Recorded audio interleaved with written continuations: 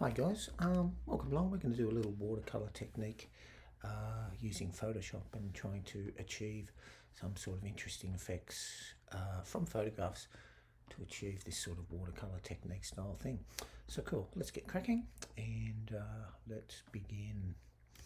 So first things first, we've got an image and this is our intended target, and we're going to make a series of selections using colour range. Now, colour range is a fabulous way to isolate particular colours out of an image. Now, I can choose colours, but firstly I'm going to pick out my shadows, and so these are my shadows, so I can achieve more or less via this range, and I can achieve softness from fuzziness. So, but I think I'm going to leave it pretty much as is, maybe tweak that a little bit, but trial and error. I'm going to go with that at this point. So white, I beg your pardon, yes, white will represent the colour that I have selected. Cool, so now I've got my shadows essentially selected. What I'm going to do is make new layers as I go here. So I have the selection, and I'm going to get a brush, and I'm going to be using quite a large brush. I'm going to use a watercolour brush. This is the technique. So it's going to be just a nice colour, darkish colour of course, and big brush, big soft watercolour brush, and I'm just going to spot,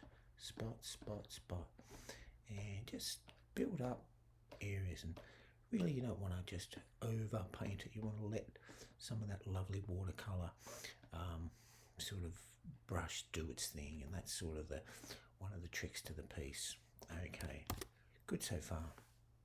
All right, I'm going to come now and I'm going to make another selection, and now I'm going to make my mid-tones. So I'm going to select my mid-tones, so colour range. I'm going to bring out my mid-tones. So that's essentially what I'm getting, and if this is wrong, I can always come back and make other selections. But I'm going to take those settings like there. There are my mid-tones, and I'm going to create a second layer. Now, this of course being a mid-tone will reduce the colour of that. So find a colour that you like. Okay, so there's my mid-tones on a new layer, and again spotting, just not over painting, just letting the paint be the paint. There we go, and just hit, dab, and letting the brush look and feel genuinely like watercolour. Yeah, I'm okay with that. I'm going to keep going. So there's my mid-tones sorted out, looking quite good so far. I'm going to now, maybe just to be taking this a little bit further. Now, if your image has a sort of a colour in it that's sort of quite prominent in the scene, and in my case I have red, maybe you have green trees or things like that, you can do another selection with that same idea and pick a colour. So I'm going to go to colour range again, and I'm targeting, maybe I'll target my reds, and this will tell me that I'm getting the reds like so. So I've picked out my reds in this instance, and I better bring those guys back. And again, you're just picking the colour that's appropriate to your image, and you're not paint, just spotting, make sure that's on top, and just spotting a few bits of highlight colour in there, pick a few bits and pieces up, and big brushes, let the paint do its thing, let the brush, let the